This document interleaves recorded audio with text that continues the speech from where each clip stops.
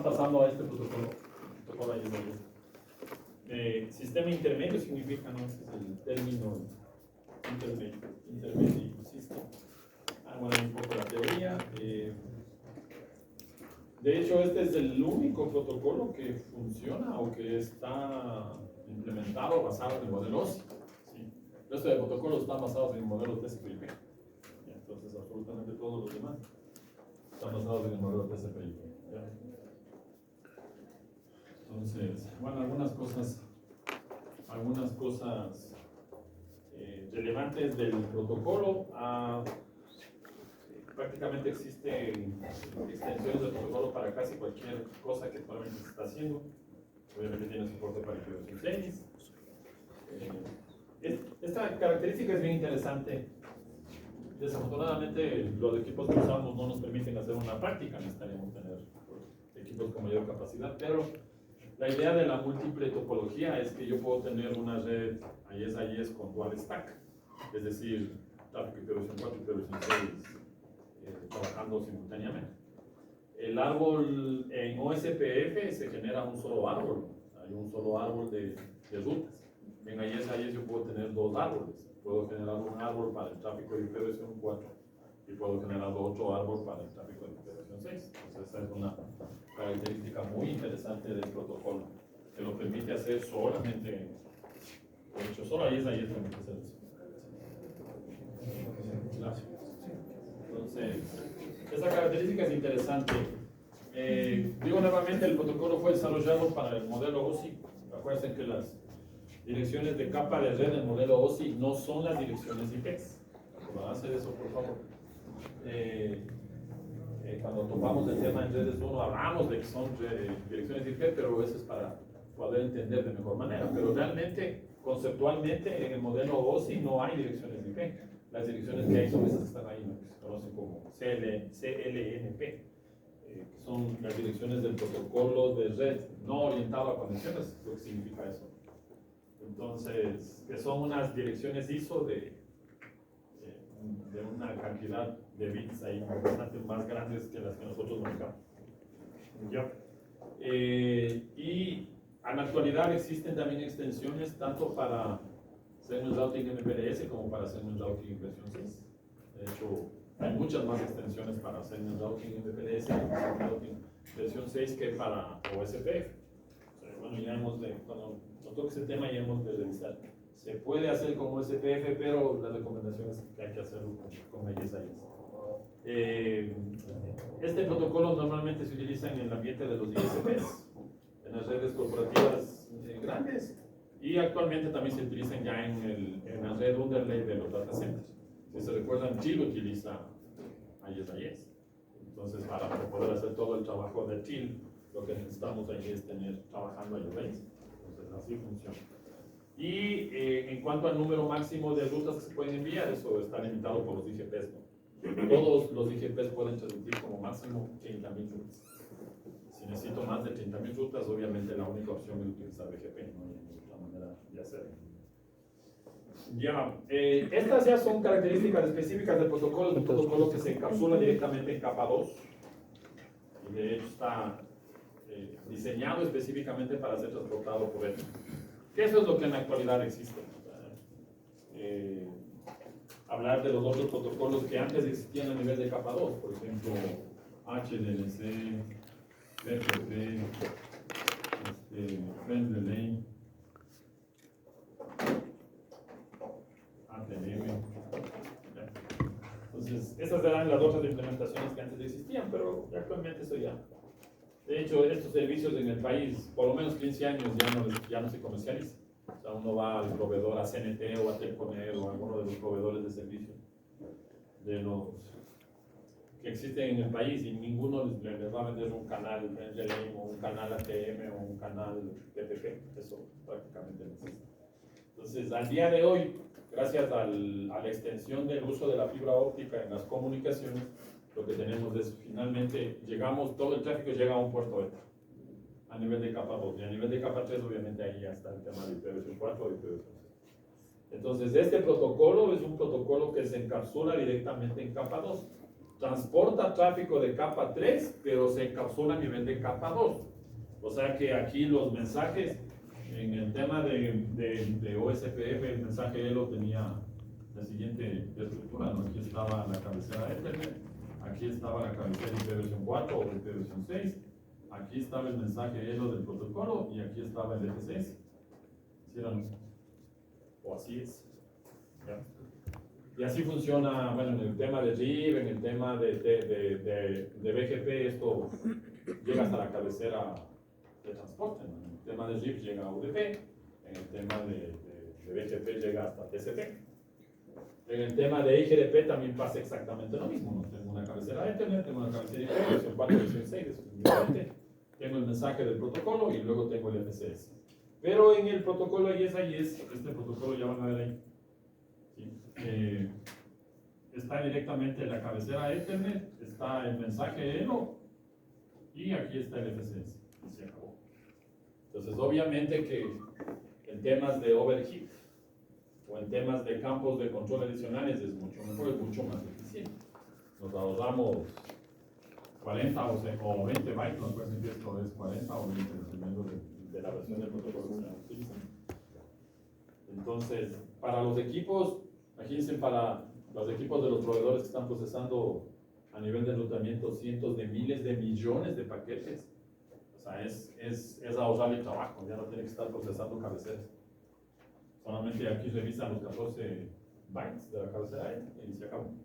Y ya todo, obviamente, ya es solamente la información. Entonces, eso es una ventaja fundamental que al día de hoy hace que ese sea el protocolo preferido, ¿no? Por todas las... En principio por las redes grandes, pero no significa que no se puede implementar en una red pequeña.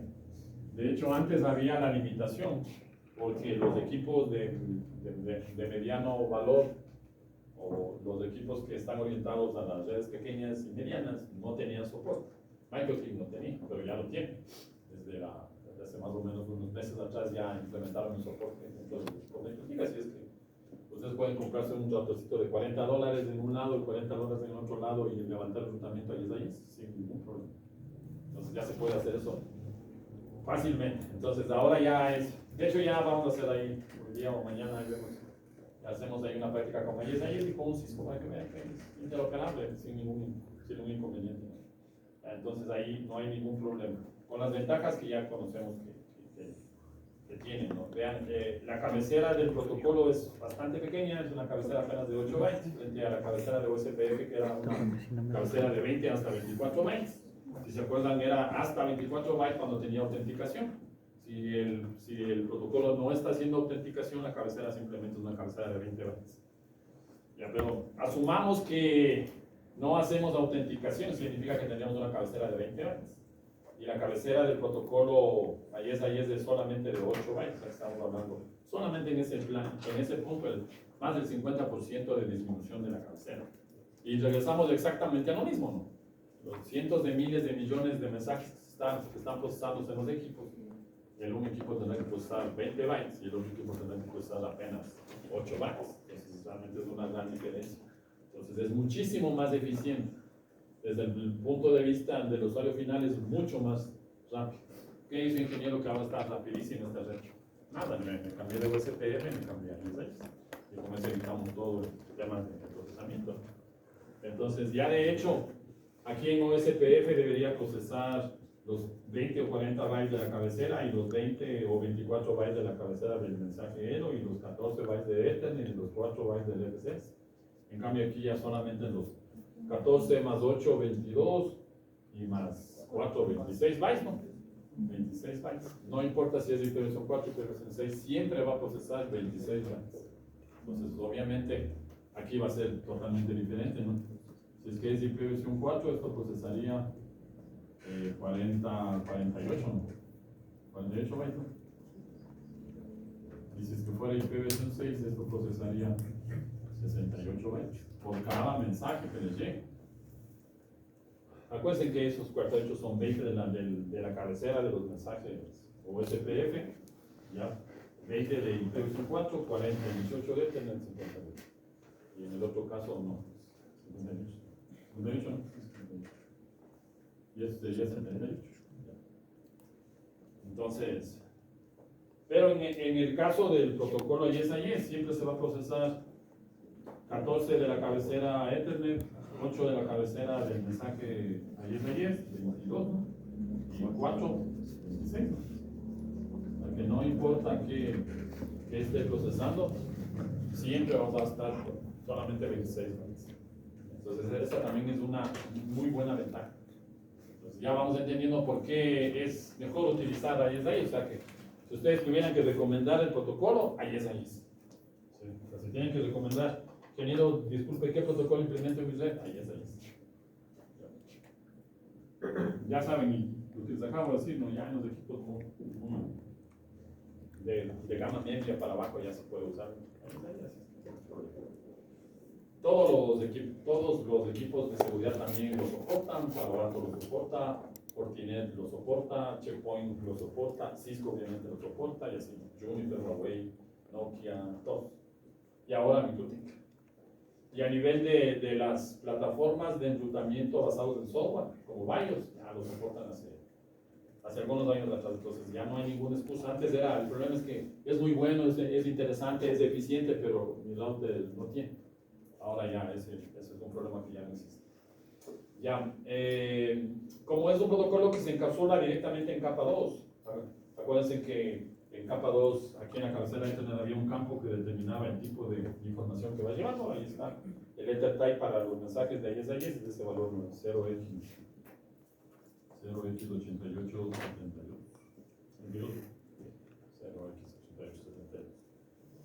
Entonces ahí había, cuando era IPv4 4, ¿qué valor estaba ahí? ¿Recuerdan?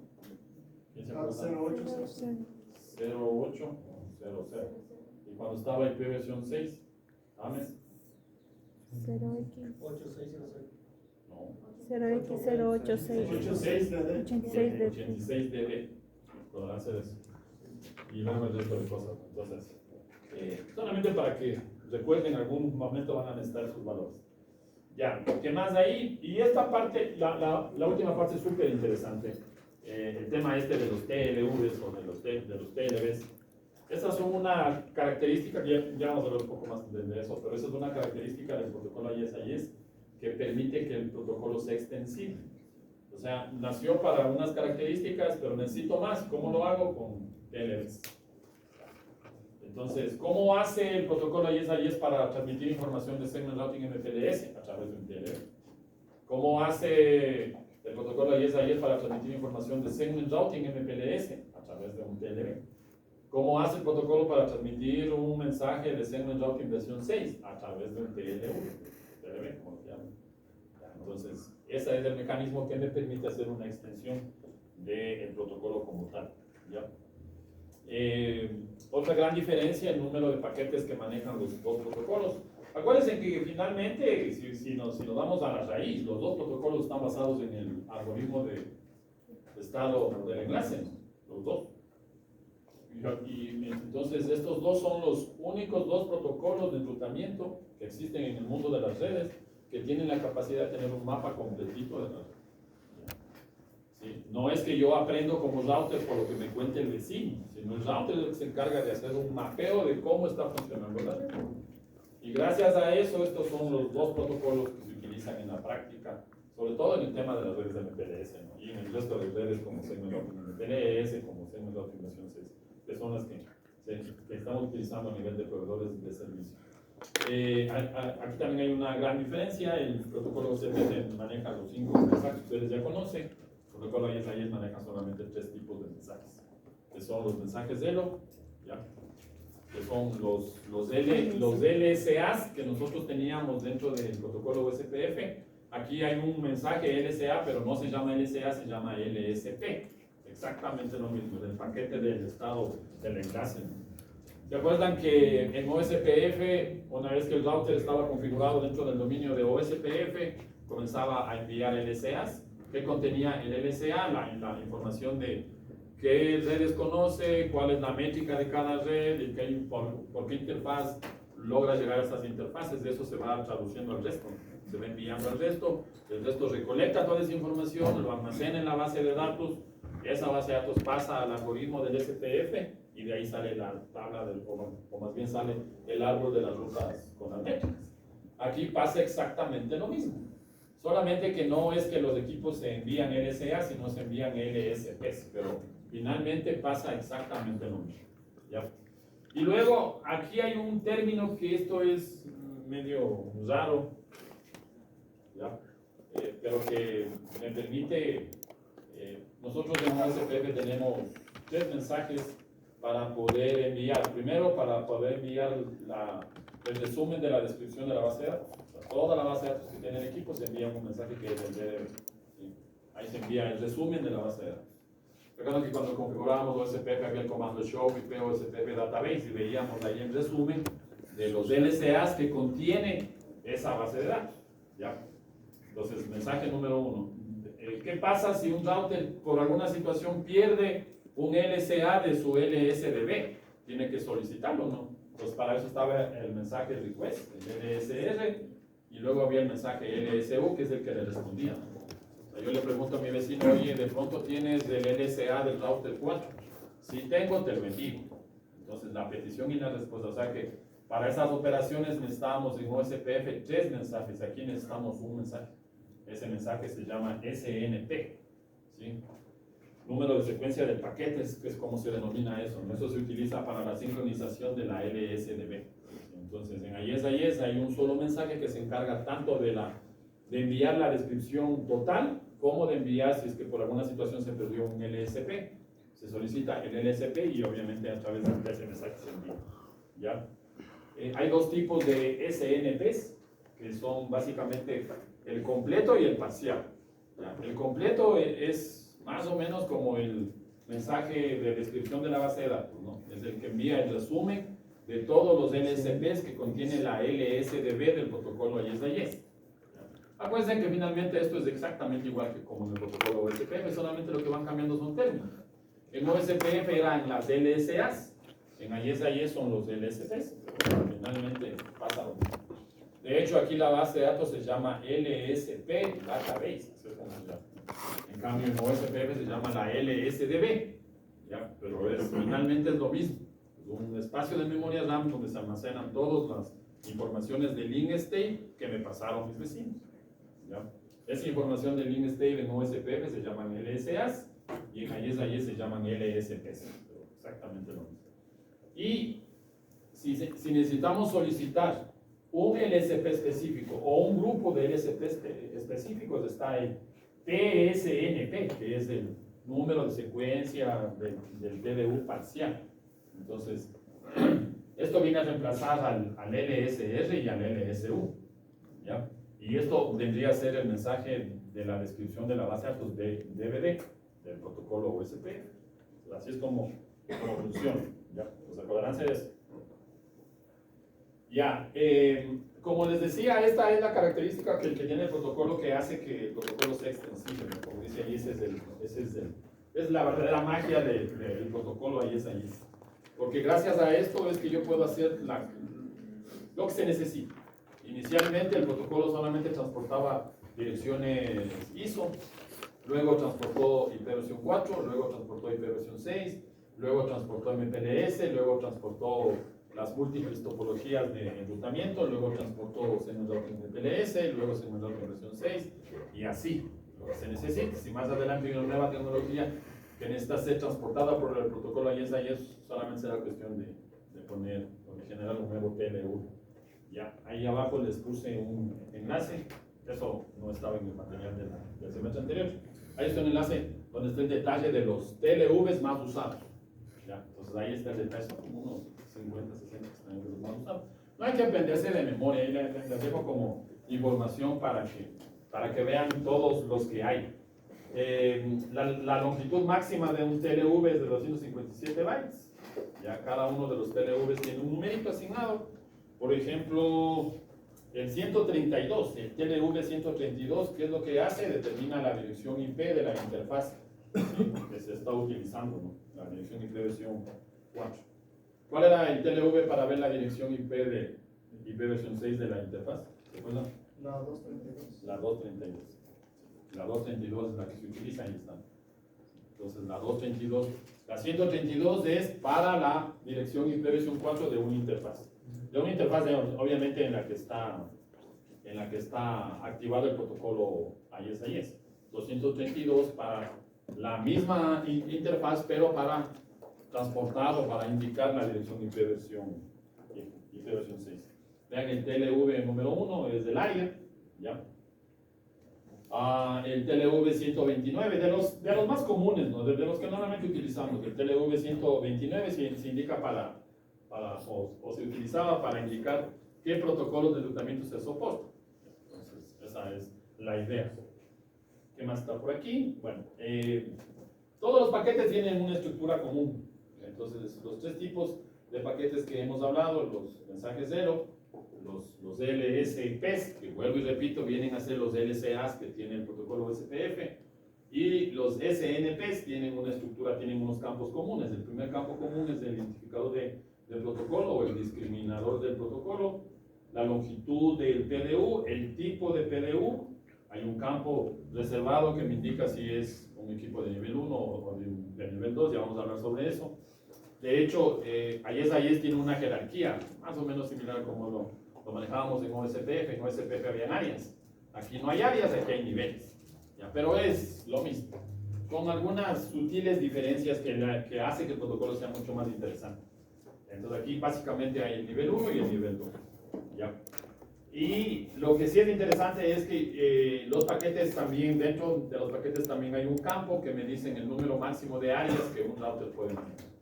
¿Ya? Entonces, ustedes podrían configurar eso, uno puede configurar esas cosas. O sea, yo podría decir, este router va a trabajar máximo con 6 áreas, no puede trabajar con más.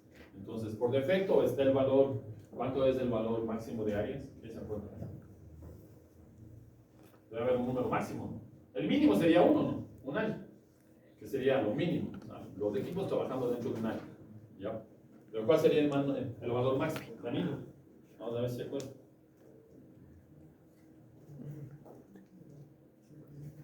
¿Quién se acuerda? El número máximo de áreas que puede manejar la IS. De áreas será. ¿Que soporte el router? No, el que soporta el router dice que hay un campo, ¿no? Donde yo defino el número máximo. Pero el número máximo de áreas que soporta el protocolo sería la pregunta, José.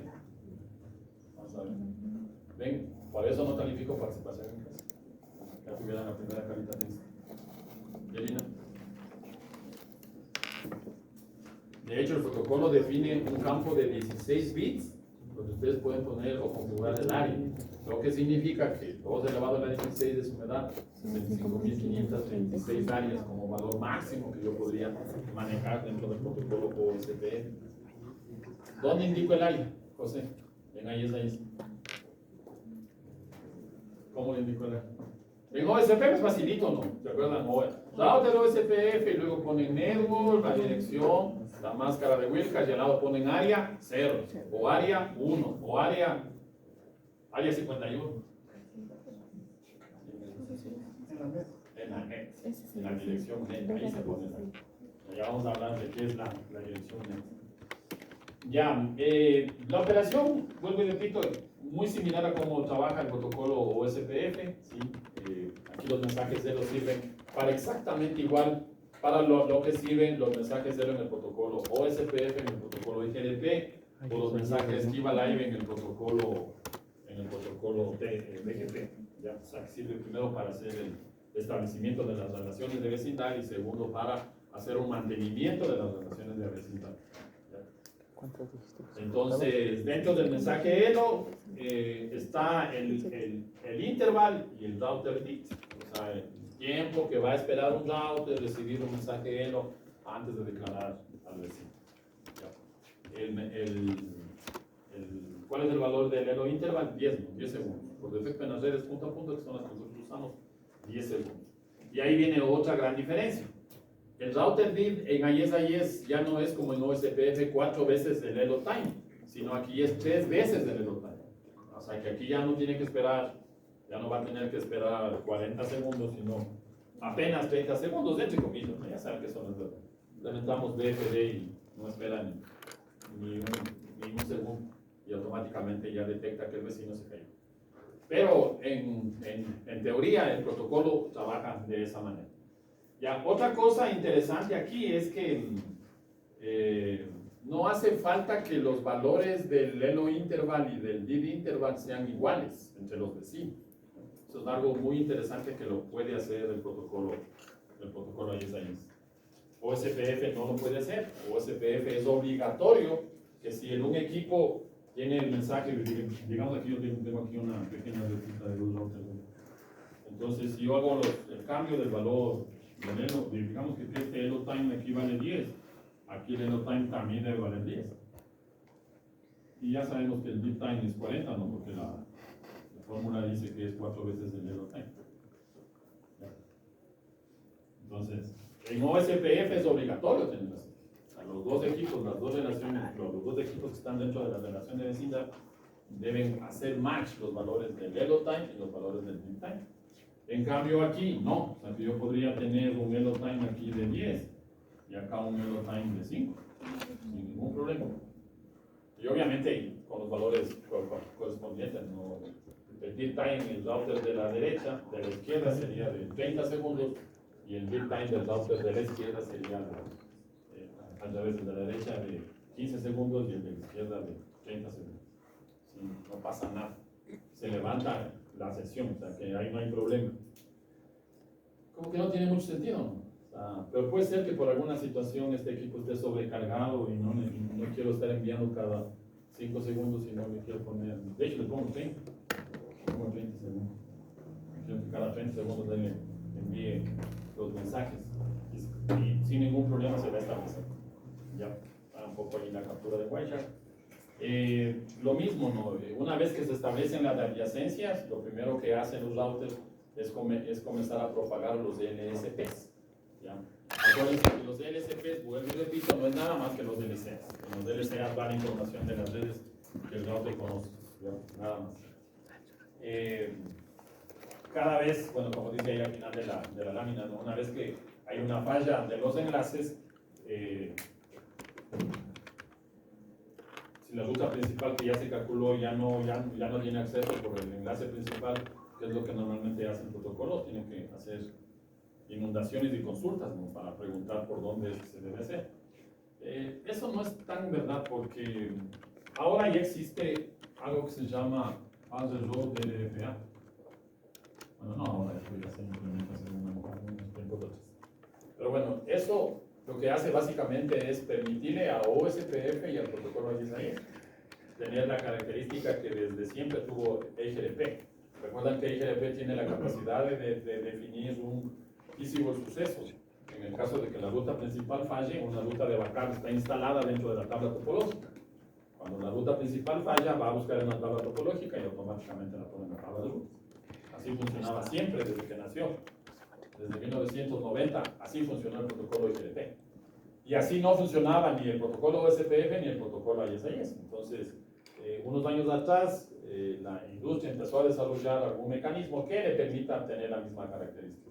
Ese mecanismo de tener una ruta de backup en el protocolo OSPF y en el protocolo ISIS se conoce como Fastest Road LFA. ¿Qué es LFA? Un camino alterno libre de lazos significa eso, ¿no? Eso es LFA. O sea que ahora ya vamos a hacer una práctica también para que vean. Ahora ustedes van a instalar o el protocolo va a calcular la ruta principal, pero si le configuro LFA se configura también una ruta de backup. Si la ruta principal falla, automáticamente ya tiene una ruta de backup. Con eso, ¿qué ganamos? Alta redundancia. No tiene que empezar a volver a inundar los LSPs, recolectar en la base de datos, pasar el algoritmo SPF y volver a calcular y después de algunos segundos llegar a determinar la nueva ruta por la que tiene que enviar la información. Pues ahora esto es mucho más simple, ¿no? La ventaja es que como está todo directamente en el equipo, son tiempos de respuesta menores a un segundo. O sea, en menos de un segundo ya el router sabe por dónde tiene que enviar la ruta de backup. ¿Sí? O el tráfico por la ruta de backup de manera automática. Esas cosas ya están soportadas. El problema es que no todas las versiones de los sistemas operativos funcionan. O no en todos los fabricantes están implementados. Entonces, cuando dimensionen, también eso es importante, ¿no? Cuando ustedes tengan que dimensionar equipamiento para las empresas, recuerden este tipo de características que son importantes, ¿no? Entonces, si yo sé que los enlaces de mi proveedor que me da el servicio a veces son inestables, no siempre, pero hay momentos en los que son inestables, vayan pensando en comprar un equipo que les permita tener una ruta de backup. ¿Ya? Podríamos ponerle IGRP, pero eso significaría que al otro lado que toda la infraestructura sea IGRP. Entonces, para evitarme tener toda la infraestructura con Cisco para poder trabajar con IGRP, obviamente podría pensar en otra marca de equipos que tengan esta característica. Pero hay que pedir, porque con los fabricantes siempre pasa eso. Mi equipo sí soporta, pero usted me ha dicho que quiere eso. Si es que le cuesta $1000 más, porque es una actualización del sistema operativo nada más. En cambio, si ustedes de antemano ya saben lo que van a pedir y ya saben las características, por eso es importante que se sepan las características de los protocolos. ¿Ya? Como les he dicho siempre, ¿no? La configuración es lo de menos. Al final eso, cuando ustedes sean ingenieros seniors, ya no van a configurar nada. Ustedes van a mandarle al junior que configure. Pero los que van a estar al frente de la red, dimensionando equipos y todo, son ustedes. Y los que van a tener la responsabilidad son ustedes. Claro. Entonces, si ustedes no conocen que hay este tipo de cosas, ¿quién conoce? El vendedor sí conoce. Pero claro, el vendedor les va a vender lo que el vendedor quiere. Si ustedes no entienden y no saben, van a terminar comprando lo que el vendedor dijo. Pero usted me dijo, ¿yo cuándo le he dicho? No, así le vendedor. Demuestre. Claro. Entonces, este tipo de cosas siempre recuerdo. ¿Ya? Este protocolo, digamos, al momento. No es un protocolo, es una técnica encima del protocolo. Ya, digamos, al momento de seleccionar una ruta de backup, ¿seleccionan ya la mejor ruta o Claro, seleccionan una claro. ruta cualquiera? No, él selecciona la siguiente mejor ruta libre de lazos de ruta. ¿Ya? Porque claro, dime. Y esta, así como es que de repente van a hacer por dirección de destino. Claro. Sí, sí. Pero también se puede configurar por... Pero tomarán en cuenta que esto no es balanceo, ¿verdad? Esto es una ruta de backup. Ya vamos a hablar del balanceo, ¿sí? Pero esto no es una ruta de backup. O sea, esto no es para hacer balanceo, esto es para hacer una ruta de backup. O sea, tienes una ruta principal, Johan, la ruta principal se cae. ¿Qué es lo que hacía OSPF? ¿O qué es lo que hace OSPF? Tiene que inundar nuevamente los LSA, las peticiones, ¿no? Envía unos LSR. ¿Quién tiene el LSA para poder llegar a la red 10.10.10R? Los vecinos le envían esa información se vuelve a almacenar en la LSDB, esa información se pasa al algoritmo SPF, se hace el cálculo y de ahí tienes la tabla, tienes el árbol de las rutas y la ruta de menor métrica ahora se va otra vez a la tabla de rutas. Digamos que de ese árbol hay 10 rutas y de esas 10 rutas hay una que es la de menor métrica. ¿Cuál se utiliza? La de menor métrica. Se perdieron 9. O sea, el procesador hizo el cálculo, sacó 10 resultados y de esos cuántos utiliza el router? 1. ¿Cuántos bota el router? 9. Eso no es eficiente, obviamente que no es eficiente. No es eficiente. Porque si se cae esa ruta principal, va a tener que volver, pero ya calculaste. ¿Para qué? Pero como no guardó en ningún lado, otra vez tiene que volver a calcular y probablemente la siguiente mejor ruta sea la que tenía el puesto número 2 en el cálculo anterior. Usa la del puesto número 2, ¿cuántas pierde? Ahora ya pierde 7, ¿no? Claro. Y esas 7 nuevamente OSPF vota. Se cae la segunda mejor ruta, otra vez tiene que volver a hacer el cálculo. Probablemente la siguiente de mejor métrica es la número 3. Esa tercera la coge, ¿cuántas se pierden? 6. O sea, siempre que se caiga o que haya un problema con la ruta principal, tiene que volver a hacer el cálculo. Entonces, ¿cómo resolvemos eso? Implementando eso. ¿Ya? Entonces, ¿qué es lo que hace? Claro, la pregunta es muy buena también, porque la gran ventaja de IGRP es que, recuérdense en IGRP, ¿cuántas rutas Feasible Sucesos puede calcular de IGRP? Fernando. Levantarse. ¿Cuántas rutas? Hay que... Un número, 4.445, ¿no? 1.3 por 10 elevado a la menos 4. Otro número. ¿Cuántas rutas?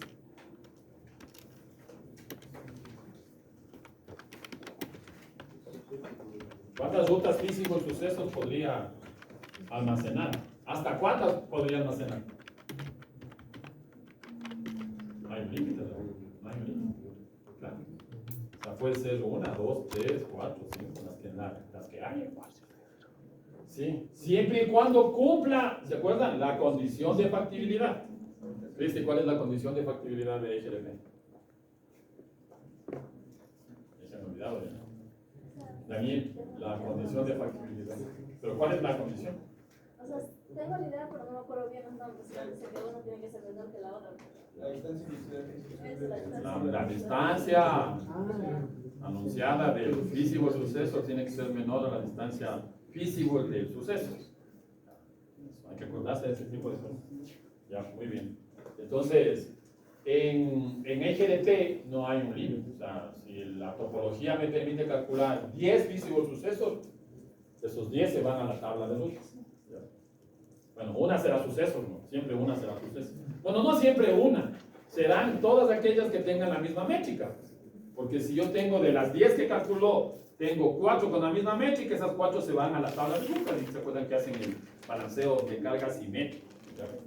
Entonces, y la ventaja también del protocolo HLP es que también podemos hacer balanceo de carga asimétrico. ¿Cómo hacemos el balanceo de carga asimétrico? ¿Haciendo o no? Configurando, dice Daniel. ¿Cómo hacemos, cómo implementamos? ¿Cuál es el mecanismo? Indique usted el mecanismo que utiliza HLP. Porque ahora estoy otra vez estudiando porque estoy sacando la certificación CCNP.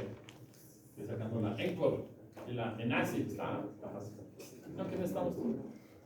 No, y es verdad, con lo que yo les enseño a ustedes y lo que yo he tenido que preparar clases para darles a ustedes. O sea, yo vi los temas y está a vaca realmente. O sea, que ustedes estudiando a conciencia la materia y estudiando el libro tal vez unas 15 días o 3 semanas, sin ningún problema pueden ir a dar la certificación CCNP. Ya no pasen el tiempo en el CCNA, eso es para los niños. Para los niños del jardín de infantes, váyanse a CCNA. Ustedes ya tienen que pensar en nivel superior. No está difícil, realmente no está difícil. Y son los temas que nosotros vemos. Probablemente hay 1 o 2 temas que no vemos, pero de ahí todos están redes 1 y redes 2. Pero bueno, regresemos a lo que estábamos preguntando. ¿Qué pregunté, José? Sobre el protocolo IGRP, ¿qué pasa cuando no hace balanceo de carga? O sea, No, la pregunta era ¿cómo hace el balanceo de carga asimétrico? Asimétrico. Ni bola, ¿sí? No, Después a me decir, fue. y que no se llama la gente, ayude. No, como un CMP. No. No. Sandra, ya te has quedado sin tu amiga Alexandra. ¿Y qué le pasó a Alexandra? ¿La perdimos? No quiere cogerle. ¿No tiene que tomar redes en algún instante? ¿O tiene que esperar 14 años que me jubilen? O sea, ya decir, en 14 años, Dios mediante, ya me jubilo. Entonces, ella tiene 2 opciones. Sandra, viéndame los ojos. ¿Cómo implemento IGRP? No te rías, pero me veis ríe. Payaso, sí, se ríe. ¿Cómo implemento José? Ingeniero José. A ver, ingeniera Fernanda, para un cargo en Miami, con un carro Ferrari del año y unos cuantos chicos en patines. Y así que, ¿cuál es el mecanismo que utilizamos, Daniel? Sin ver en internet, aquí tiene que ser. ¿Qué va a decir en entrevista? Que ver un ratito internet. No le va a decir al gerente o al que le está entrevistando, que se lo esté cargando. Descargando ChatGPT. ¿Cómo? ¿Cómo hago? Utilizando el parámetro variance. ¿De acuerdo? Con la configuración de la varianza hago el balanceo de carga asimétrico. Pero no es que yo utilizo el variance y ya funciona. Porque recuérdense que para poder hacer balanceo asimétrico, la condición sine qua non es que existan físicos sucesos. Si no hay físicos sucesos, simplemente no hay cómo hacer balanceo de carga asimétrico. ¿Ya? El destino tiene 3 archivos con los mismos nombres. Ya, listo. Entonces, pero bueno, regresemos a esta partecita. Ya, ahí vamos repasando algunas cosas. Como les decía, en el protocolo de IES hay 2 niveles de jerarquía. El nivel 1, que es los equipos que están dentro de un área interna, son equipos de nivel 1, básicamente. ¿Ya? Y el backbone, aquí el nivel de backbone, son los equipos que están en el nivel 2. ¿Ya? Aquí no existe el concepto del área de backbone como lo hay en el protocolo SPF. En el protocolo OSPF, el área de backbone son todos los routers que tienen configurado el área 0. Eso es el área de backbone. ¿Ya? Aquí no existe ese concepto. Entonces ya van a ver aquí qué es el backbone. Por eso es que no hablamos del área de backbone, sino del nivel de backbone. ¿Ya? Entonces, hay básicamente dos niveles de tolerancia de eso, el nivel 1 y el nivel 2. El nivel 1 son los routers que no son parte del área de backbone, del nivel de backbone, y el nivel 2 son los equipos que están formando parte del backbone. ¿Ya? Los equipos de nivel 1 son los que establecen, o son los equipos que se usan para hacer enrutamiento intraárea, o sea, al interior del área, en este caso R1 y R2.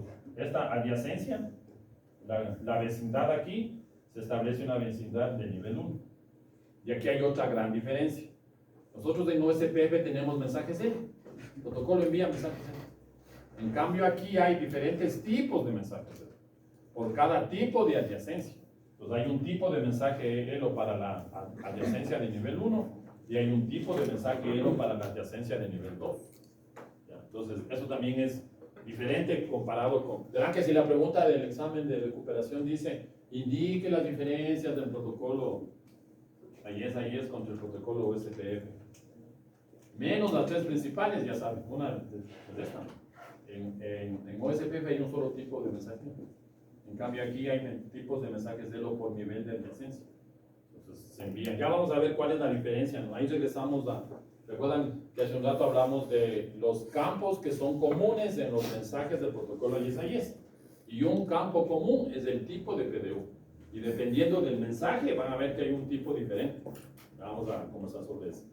Los equipos de nivel 2 son los equipos que se utilizan para intercambiar información entre áreas. ¿Sí? O sea, para que este equipo se conecte con este equipo, esto aquí tiene que establecerse una relación de vecindad de nivel 2.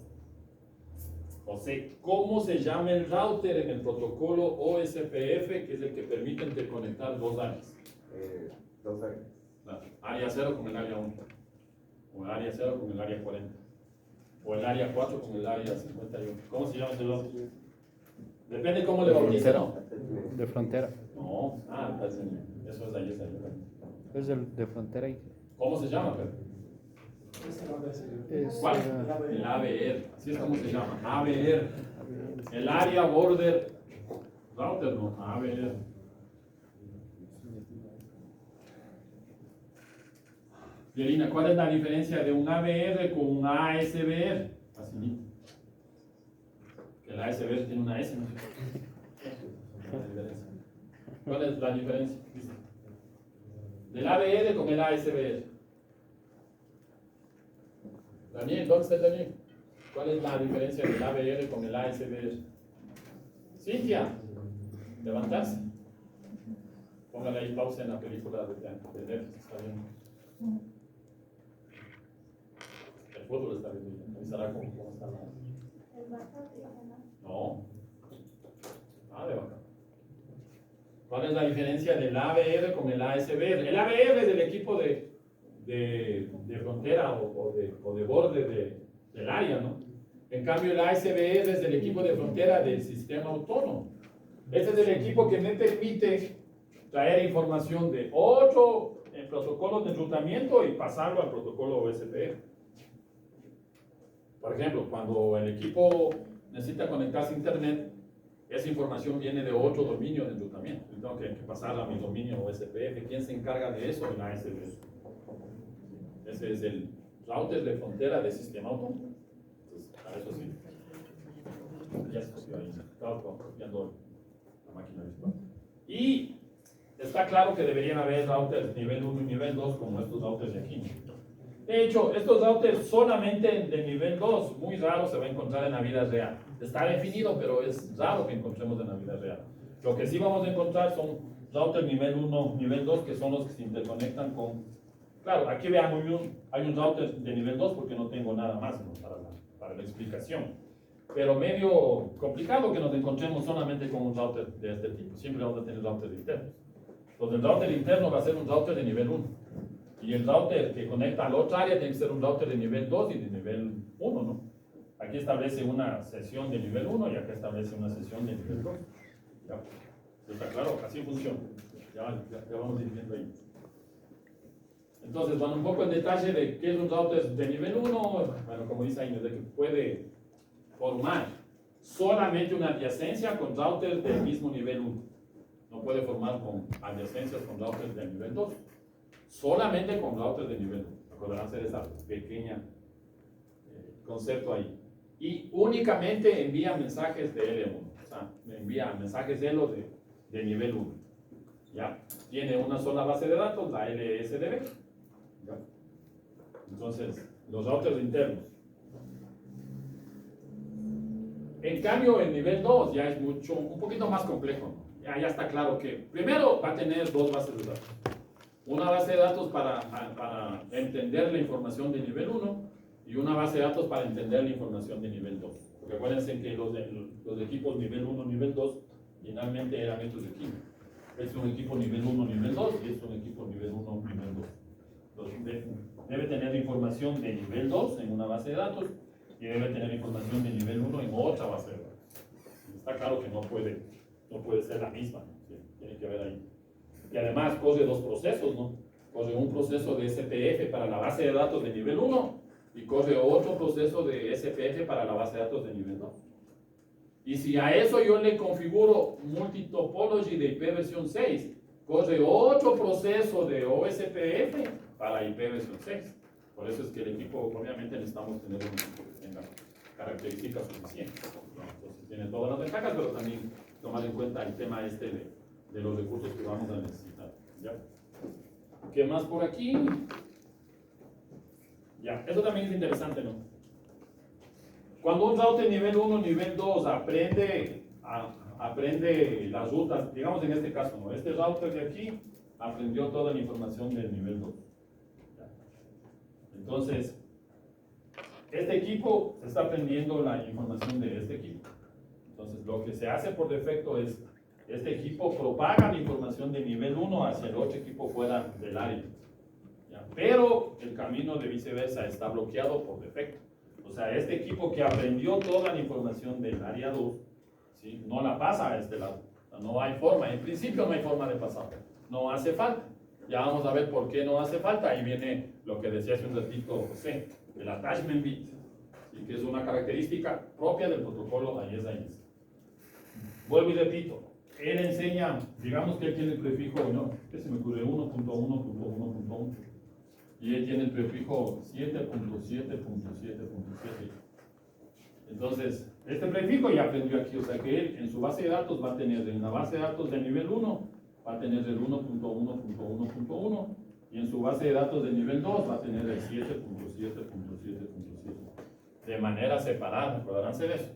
¿Por qué? Porque ese equipo está estableciendo una adyacencia de nivel 1 por este lado y una adyacencia de nivel 2 por el otro lado. Y por cada nivel de adyacencia tiene una LSDB, ¿ya? Y además aquí está enviando dos mensajes ELO, ¿no? Un mensaje ELO de nivel 1 a este lado y un mensaje ELO de nivel 2 a este lado, ¿ya? Son lo mismo, hay un campito ahí que cambia, ya vamos a ver ahí. Básicamente, ¿qué es lo que cambia? El tipo de TDU, eso es lo que cambia. Ya vamos a ver que hay un valor. Entonces, este router de aquí, ¿ya? Le enseña esta información que aprendió de nivel 1 hacia el otro lado. Él al final va a tener en su base de datos de nivel 2, porque tiene una adyacencia de nivel 2, ¿no? Va a tener lo que él conoce por defecto, 7.7, más lo que le acaba de enseñar el router nivel 1, nivel 2. 1, 1, 1. Y ahora, este router en su base de datos de nivel 1, ¿qué tiene? Si fuera OSPF, tuviera esto, ¿no? 1.1.1.1, que es lo que él sabe. Y además, ¿qué tuviera? Lo que aprendió de la otra área, 7.7.7.7. Eso pasa en OSPF, en AES no pasa eso. O sea, este router no aprende 777, no tiene para qué aprender. Entonces, ahí la pregunta es, ¿y ahora? ¿Cómo hacemos que este equipo llegue al 777? En principio no habría manera, es muy simple, ya vamos a ver cómo hace. ¿Ya? Entonces ya vamos a ver cómo hace. Acordaránse de eso. ¿Quién sabe cómo llegar al 777? El router nivel 1, nivel 2. Que es el que estableció la relación de vecindad de nivel 2 con el otro equipo. ¿Ya? El otro equipo ya sabe, el del otro área, o sea, este equipo ya sabe. De hecho, él sabe que para poder llegar al 111 tiene que pasar el tráfico al router nivel 1, nivel 2. El que no sabe cómo responder sería este equipo, porque él tiene solamente la información que él conoce de nivel 1, nada más. ¿Ya? O sea que él, en principio, tendría solamente eso. Acordarse, no tiene en su base de datos cómo llegar a 777. Ya vamos a ver ahí. Bueno, ahí está el área de backbone. Ya regresamos a eso. O el nivel backbone. El nivel backbone son todos los routers que interconectan las diferentes áreas. Eso es el nivel backbone. Acordarse de hecho. Otra diferencia del protocolo SPF. En OSPF, el área de backbone son todos los routers que tienen configurado todas sus interfaces en el área 0. En IS son todos los routers que me permiten la interconexión de las diferentes áreas. Pues aquí yo tengo este equipo en el área 1, este equipo en el área 2, este equipo en el 3, en el 4 y en el 5. Entonces, ¿qué es el backbone? Es la unión de todos los routers de equipo. Eso es el área de, bueno, el nivel de backbone. Ya, entonces para eso me sirve. Diferencias de ahí. Ya. Bueno, hay un poco, acordarse que aquí siempre les pregunto y saben olvidarse. Como esto es nivel, protocolo que funciona a nivel de capa 2, aquí ya no tenemos direcciones múltiples a nivel de IP, obviamente. Pero lo que sí tenemos son direcciones múltiples a nivel de capa 2, a nivel de Ethernet, y esas son las direcciones que utilizamos. Esas son las direcciones. Ya cuando hagamos la práctica ya hacemos una captura con WhatsApp y revisamos. ¿Ya? Pero esas son las direcciones múltiples de destino que se utilizan. Cuando un equipo quiere comunicarse con todos los dispositivos de nivel 1, utiliza esa MAC. Cuando un equipo quiere comunicarse con todos sus dispositivos de nivel 2, utiliza esa MAC. Y cuando un equipo quiere comunicarse con todos los equipos, no me interesa si son nivel 1 o nivel 2, utilizan esa otra. Y algunas consideraciones del protocolo. Está claro que como es un protocolo de nivel de capa 2, no puede ser transportado dentro de un túnel basado en IP, como 624, o un túnel IP-IP, que también hay túnel IP-IP. O sea, yo no puedo sobre ese túnel enviar información del protocolo IS. No puedo tampoco enviarlo dentro de un túnel GRE, y tampoco me permiten implementarlo, o se puede implementar a través de DM-VPN. Los túneles DM-VPN son VPNs dinámicas que se utilizan para resolver el problema de IPsec. Si se recuerdan IPsec, la desventaja que tiene el protocolo IPsec es que genera conexiones punto a punto. Si necesito hacer una conexión punto multipunto, IPsec no lo puede hacer. Entonces, ¿cómo resolvemos el problema? O sea, si ustedes tuvieran que implementar una solución de VPNs multipunto, no lo pueden hacer solamente con IPsec. Tienen que implementar DM-VPN. ¿Sí? VPNs dinámicas multipuntos como solución. Bueno, sigamos. Ahí está el detalle de los... No hay que perderse los campos, ¿no? Pero lo mínimo que deberíamos sabernos es el tamaño que tiene el mensaje LSP. Esos son todos los campos del mensaje LSP. Ahí está. Como les decía, se utiliza para intercambiar información del estado del enlace. Hay un LSP de nivel 1, hay un LSP de nivel 2. Y ahí está. Lo que cambia es este campo de aquí que dice el tipo de PD1. Ahí está el PDU type, que es este valor de aquí. Este valor cambia para saber que la información que va transportando es un LSP de nivel 1 o un LSP de nivel 2. Entonces, cuando ese valor es un 18, estamos hablando de un LSP de nivel 1, y cuando es 20, un LSP de nivel 2. Básicamente sirve para eso. ¿Qué información lleva? Exactamente lo mismo que llevaba un LSA. ¿Qué información llevaba? Uno o más prefijos, versión 4 y versión 6, finalmente. ¿Cuáles son mis vecinos? ¿Sí? La métrica, ¿cuál es la métrica para alcanzar ese vecino? O la métrica de este prefijo, eso es lo que va transportando, y el área ID, ¿sí? Eso es lo que va. ¿Quién me dice con lo que estamos viendo ahí qué otro parámetro transporta un LSA que no está transportando un LSP? ¿Qué parámetro transporta un LSA? El protocolo SPF, obviamente. Que no está, por lo que estamos viendo, no se transporta en el LSP. Cintia, ¿qué parámetro? O todos están, o está igualito, o es es exactamente lo mismo. La teoría habla de similaridad, no habla de exactitud. O sea que eso no es exacto, o sea, algo está faltando ahí. Y lo que falta es el router ID. Acuérdense que los LSAs sí envían el router ID. Cuando envían el LSA dice yo soy el router 1.1.1.1 y esta es la información que yo conozco. En cambio en el LSP eso ya no se envía. Porque aquí el router ID no hay, o sea, no existe el router ID. Hay otra forma de identificar el equipo dentro del dominio del protocolo de internet. ¿Ya? Y además hay unos campos adicionales dentro de los LSPs. ¿Ya? Los LSPs se envían por defecto cada 1200 segundos. Yo envío un LSP. ¿Sí? Acordaránse que el LSP es el LSA que nosotros teníamos en el protocolo OSPF. ¿Ya? En IES de estos LSPs, yo le envío el LSP y ese LSP tiene un tiempo de duración de 1200 segundos. Después de ese tiempo tengo que volver a enviar nuevamente el LSP. O sea que se está enviando periódicamente. ¿Ya? Yo ese valor puedo cambiar sin ningún problema, pero por defecto es 1200 segundos. ¿Que sería cuánto? 20 minutos, ¿no? ¿Sí? Sí, 20 minutos, ¿no? O sea, cada 20 minutos el router tiene que enviar el LSP a los vecinos. ¿Cuántos LSP es el que tenga?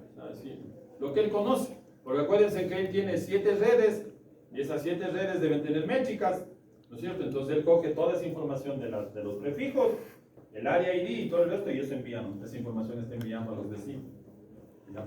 Entonces ahí está, ese es un parámetro también que tiene el LSP. Luego está un LSP ID, una identificación del LSP. ¿Para qué sirve esto? Esto es bien interesante, eso sirve para la sincronización de la base de datos. O sea, yo sé que el router 2 me envía mi LSP desde el router 2 y el que me envió antes tiene el número de serie 200 y ahora llega el número de serie 201. Entonces sé que es un nuevo LSP. ¿Qué hago? Quito el LSP viejo que tengo en mi base de datos y almaceno el LSP nuevo. ¿No es cierto? O sea, a lo que voy es a esto, ¿no? Esa es la forma como se sincronizan las bases de datos. Entonces, tengo dos routers. ¿Ya? Entonces, en el primer instante él envió el LSP número 1 y le envió el otro lado. Y lo mismo, ¿no? Aquí le envió, no sé qué se me ocurre, el LSP 50. ¿Listo? Después de 20 minutos él envía el LSP2. Le envía para acá. Entonces este router dice, ese LSP viene de mi vecino.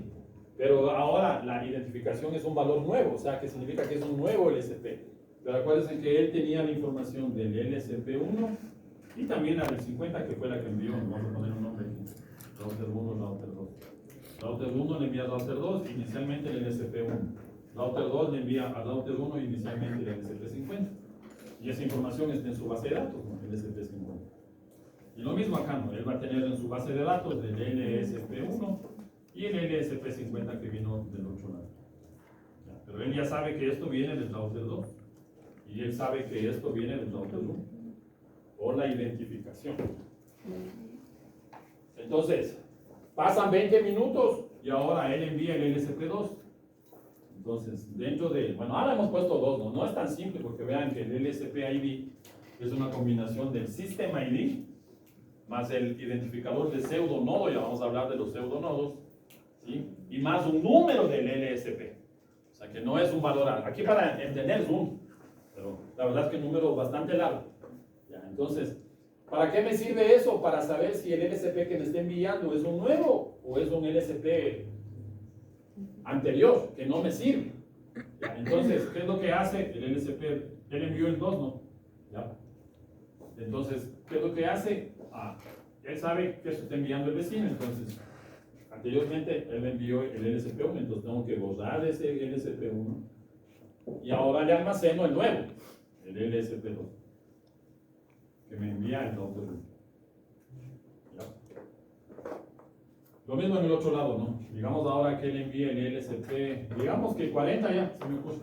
Entonces él envía el LSP40. Entonces él compara, dice, anteriormente, hace 20 minutos él me envió el 50 y ahora él me está enviando el 40. Entonces él está él está con información no actualizada. Entonces, primero no almacena en su base de datos. ¿Por qué? Porque el router 2 le está enviando al router 1 un LSP anterior a que él tiene. Él tiene el 50. ¿Cuál está enviando? El 40. ¿Para qué va a almacenar esa información? No tiene sentido.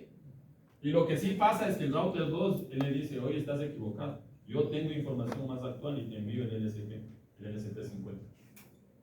¿Sí? Para eso sirve. Sirve para la sincronización de la base de datos. En OSPF es más complicado, aquí es mucho más simple esa partecita. Solamente. ¿Y cómo saben entre ellos cuál es el más actual? El que tiene el valor más alto. Claro. El valor más actual por el número de identificación, que es la combinación de esto. Esto no va a cambiar. Acuérdate que el sistema ID es el identificador. Esto tampoco va a cambiar, porque ya vamos a hablar de lo que es un pseudonodo. De hecho, esto cuando se envía, cuando tienes una red multiacceso, ahí se envían. ¿Sí? ¿Se acuerdan que en el protocolo OSPF hay el DR y el BDR? Cuando yo tengo, digamos que yo por alguna situación, bueno, y de hecho de la vida real, ¿no? Tengo la antena de Lugo por aquí, otra antena de Lugo por aquí, y otra antena de Lugo por acá, y otra antena de Lugo por acá. ¿Cómo interconectan eso? Inalámbricamente, claro, pero o sea, aquí ya está la parte inalámbrica, ¿no? Digamos que así. Pero finalmente esto es capa física, debe llegar a un router, ¿no es cierto? Debe llegar a un router. Debe llegar a un router esto. Y esto debe llegar a un router. Y si no saben, ya saben, llamarán, no, yo les ayudo a configurar eso. Se supone que ustedes son los que tienen que dar estas soluciones. Ahora justo conversaba con una de las profesoras que está dando clases. Y me decía, pues bueno, ella está dando clases en telemática y creo que una materia en telecomunicaciones. Y ella igual era experta en telecomunicaciones. De hecho, era una de las mimadas del RUM. Y me dice, cuando yo estaba trabajando de ingeniero, nadie me quería contratar si no sabía redes. Nadie. Y yo fui llevando mi carpeta de vea, yo sé de ópticas, móviles, todo, pero nadie me quería contratar. Me decía, sí, pero ¿sabe de esto? No. Si es que le tocó ir a aprender por su cuenta. Porque yo sí le dije, aprenda redes, no me hizo caso. Y cuando regresó y tuve el gusto de volver a ver en los tiempos, conversábamos y me dijo, Inge, la verdad que usted tenía razón. Yo dije, ¿por qué? Porque usted sí me dijo, estudie redes en el mercado afuera, lo que más necesitan es redes, y yo no aprendí, yo me dediqué más bien a las telecomunicaciones, y no encontré trabajo. Entonces, hasta que se tuvo que poner a estudiar, bueno, después tuve una maestría en España, después se enamoró, se desenamoró. Y ya sabe que los que tienen telecomunicaciones necesitamos datos para el amor, solamente para la ciencia. Entonces, y antes de regresar, bueno, ahora está trabajando aquí dando clases, antes de regresar estuvo trabajando en un proveedor de servicios en Quito y consiguió trabajo gracias a que estudió redes. Y dice, lo bueno es que lo que usted me enseñó en España me sirvió para pasar de agache. Pero finalmente estuvo trabajando, pero gracias a redes. Creo que una vez, dice por ahí en el año y medio que trabajé, creo que una vez me preguntaron algo del driving class y no hay nada más. Es que claro, en las empresas reales, no es que yo hago el radioenlace, usted contrata a la empresa que le vende los equipos con instalación, se acabó. ¿No es cierto? Nada más. Entonces, pero lo que no contratan es obviamente, si le contratan a usted como ingeniero, no le van a contratar también a alguien que dé armando ya la red. Entonces, ¿qué hace usted? No hace nada. Entonces, por eso es que les acabo de decir, pero bueno, regresemos a esta parte que nos interesa. Bueno, aquí otros datos, y ahora cómo interconecta, si todo es parte de la misma empresa. No se les vaya a ocurrir poner direcciones diferentes, ¿no? No hace ping. Claro, están en redes diferentes, ¿cómo va a hacer ping? Entonces, ¿qué es lo que nos toca hacer? Claro, ya aquí por acá saldrán los otros, aquí saldrán las agencias, ¿no? Agencia Quito, agencia Guayaquil, agencia Galápagos, lo que ustedes quieran. Pero de alguna manera tienen que comunicar internamente, entonces, ¿qué hacemos? A seguir con switch, Ethernet y conectamos los equipos.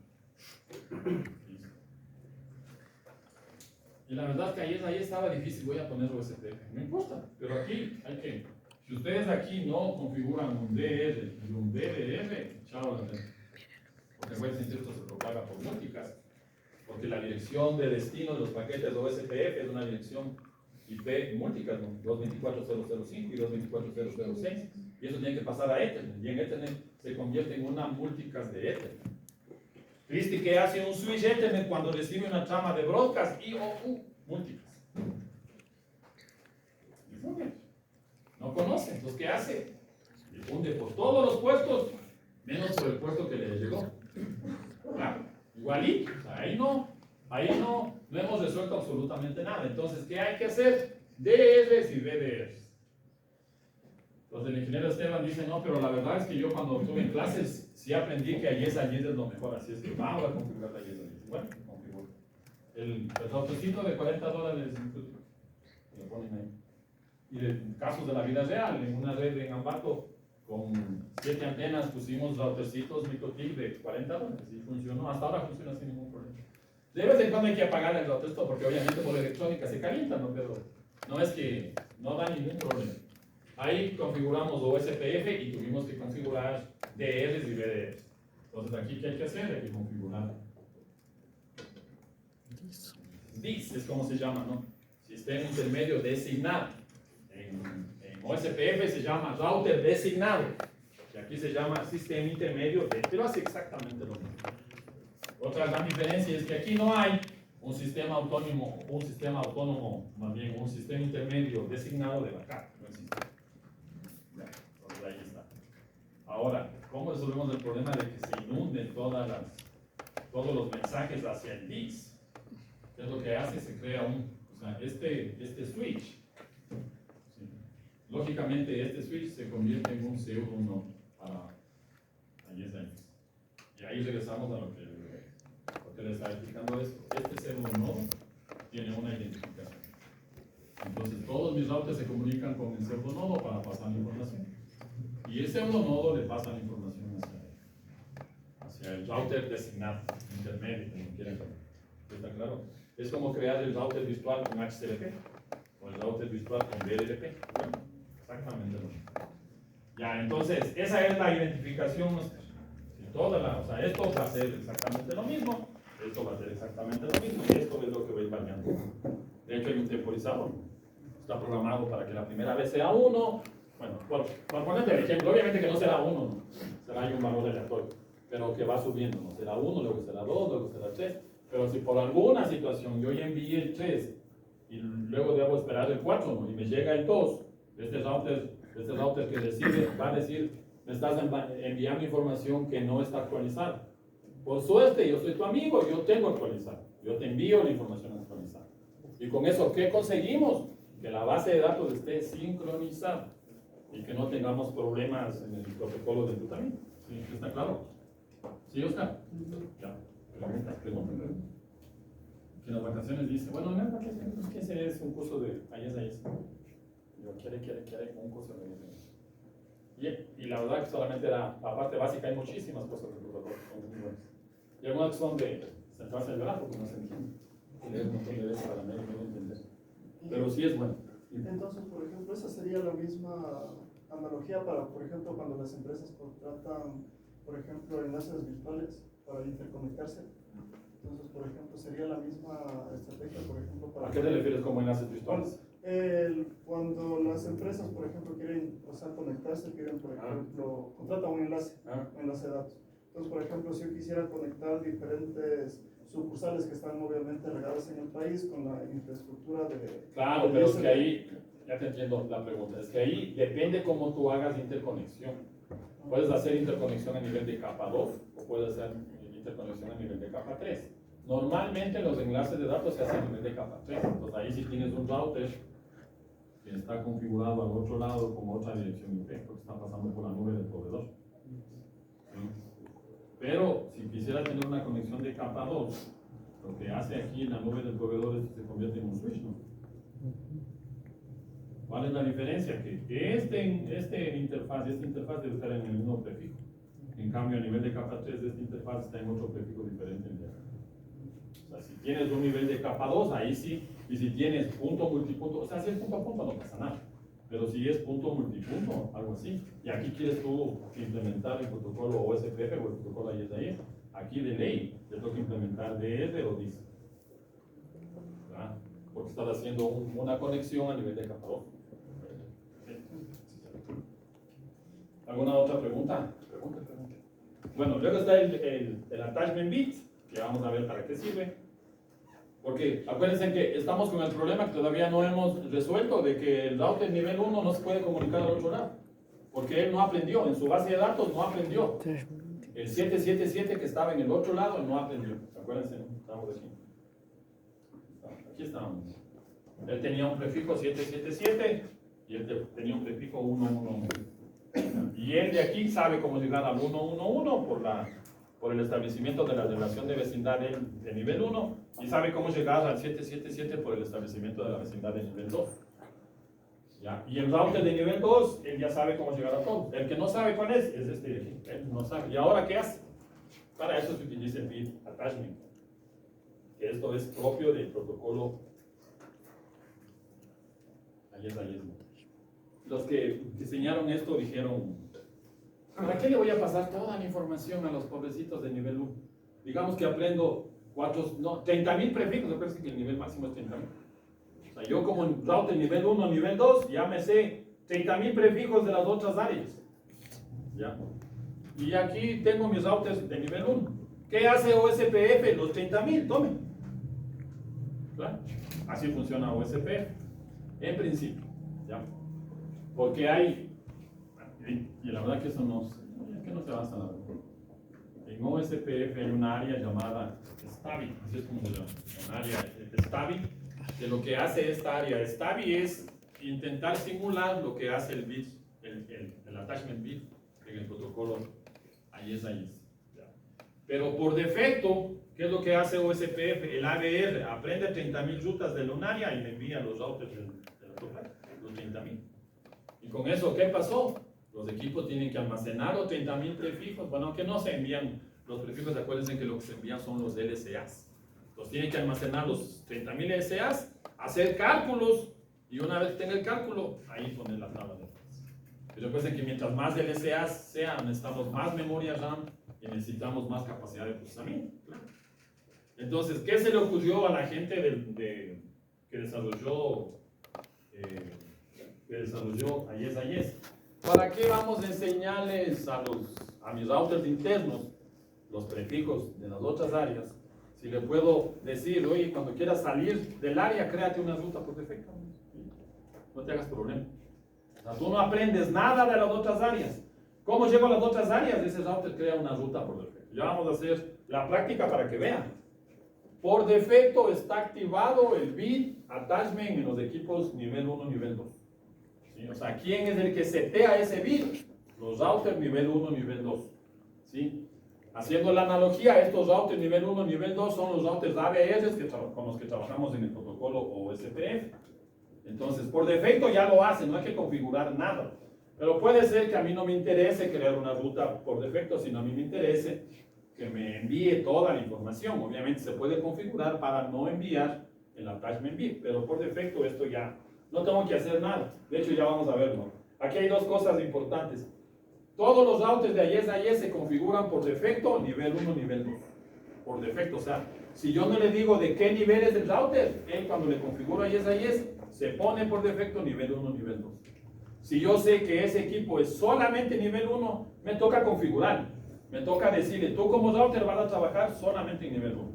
O tú como router vas a trabajar solamente como nivel 2. Si es que fuera el caso. ¿Ya? Entonces acordaránse dos cosas por defecto. Por defecto todos los routers de AES se configuran como nivel 1, nivel 2. Y por defecto los equipos nivel 1, nivel 2 activan el attachment bit. ¿Para qué me sirve el attachment bit? Para decirle al equipo de nivel 1, cuando quiera salir fuera del área, crea una ruta por defecto. O sea, tú vas a aprender los routers internos del área. Y cualquier información fuera del área, para eso te creas una ruta por defecto. ¿Ya? ¿Cuál es el gateway de la ruta por defecto? Está claro, ¿no? ¿Qué será el equipo nivel 1, nivel 2? Pues obviamente. O sea, él le va a decir, créate una ruta por defecto y envíame, ponme a mí como gateway. Eso es lo que realmente está pasando. ¿Ya? Así funciona. Para eso sirve el bit attachment. Vuelvo y repito, se puede desconfigurar. No se puede configurar porque ya viene configurado por defecto. Pero si por alguna situación no me interesaría que los equipos internos creen una ruta por defecto, habría que... Yo creo que les puse aquí como... Sí, ahí está. Por defecto, vean, ahí está. Cuando veo la base de datos, aquí está marcando El attachment bit está puesto en 1. Y es el comando, bueno, habrá que buscar en el modelo específico, ¿no? Pero ese es el comando de un equipo Cisco iOS XR, que es uno de los equipos que se utilizan a nivel de proveedores de servicio. Entonces vean, ahí está cómo hago la desconfiguración o la desactivación, si lo quieren llamar así, del attachment bit. Entonces, que el attachment bit nunca se envíe seteado, o sea, se pone 0. Entonces, ahí, como se pone 0, él tendrá que aprender todos los LCAs para poder calcular la información de enrutamiento. Entonces, una vez que ya se configuró esto, se volvió a hacer una salida y ahora sí ya marcó como 0. Pero por defecto está marcado como 1. Entonces, ahí sí ya depende de lo que ustedes quieran hacer. Ahora, esto también es otra cosa que no tiene OSP y que de hecho nadie tiene. Los LSPs tienen un bit de sobrecarga que indica que ese router está sobrecargado. O sea, no tiene recursos. Estoy sobrecargado, tengo tantas cosas que hacer que estoy teniendo problemas. Les aviso a mis vecinos. El router nivel 1, nivel 2, le aviso al resto, vean. Envíenme el tráfico, pero despacio nomás, porque estoy sobrecargado. Y vamos a empezar a perder tráfico, porque obviamente si el equipo está con sobrecarga no va a tener tiempo o no va a tener recursos para poder enviar la información. Entonces vean, esto no tiene ningún otro protocolo, nadie. Si nadie le avisa a sus vecinos que está con problemas de congestión del equipo, no de los enlaces obviamente, congestión del equipo, acordarán ser eso. Y también el tipo de sistema intermedio, si es un nivel 1, si es un nivel 2 o si es un nivel 1 2. Ahí está. Ya. La attachment bit, un poco el attachment bit. Y ahí está el tema de la sincronización, lo que les comentaba es un dato. ¿Sí? Inicialmente, ¿qué es lo que se envía? El CNSP. El mensaje CNSP es el que envía un router hacia sus vecinos. Eso es más o menos como la descripción de la base, o sea, es un resumen de los LCAs que yo conozco, de esa información. ¿Para qué se lo envía? Para que el otro sepa si es que tiene o no tiene toda la información dentro de la base de datos.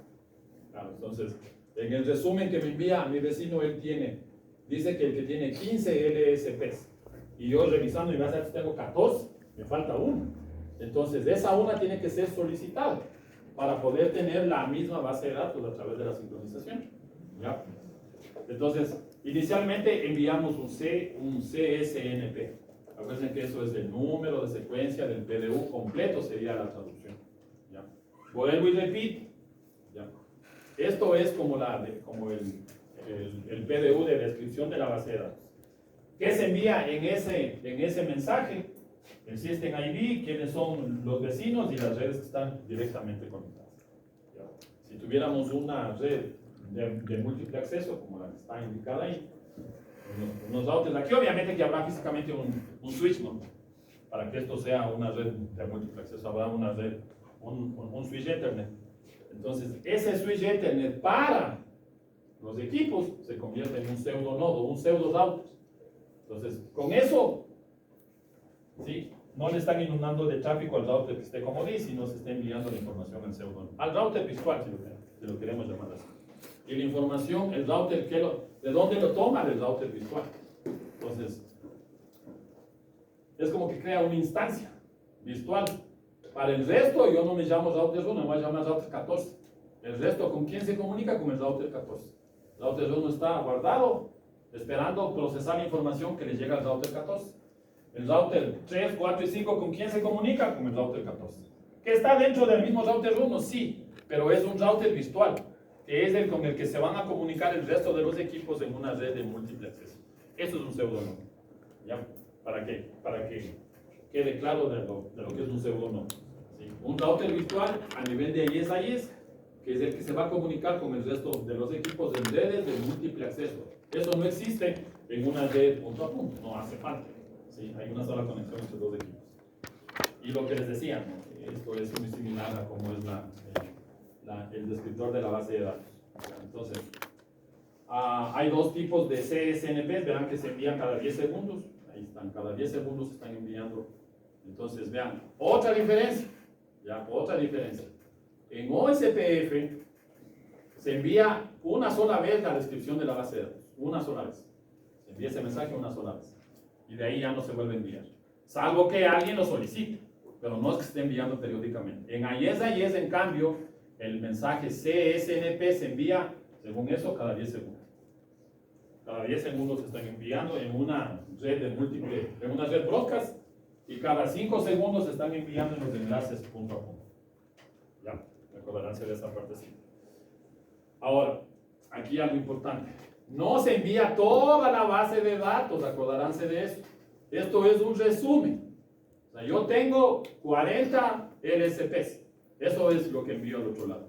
Tengo el LSP 1, 2, 3, 4 hasta el 40. Nada más. No envío el contenido de los LSPs. Porque si no fuera un tráfico excesivamente grande, ¿no? Dependiendo de la cantidad de LSPs y de la información que tenga cada LSP. Imagínense que cada router que está enviando los LSPs tiene 50 prefijos.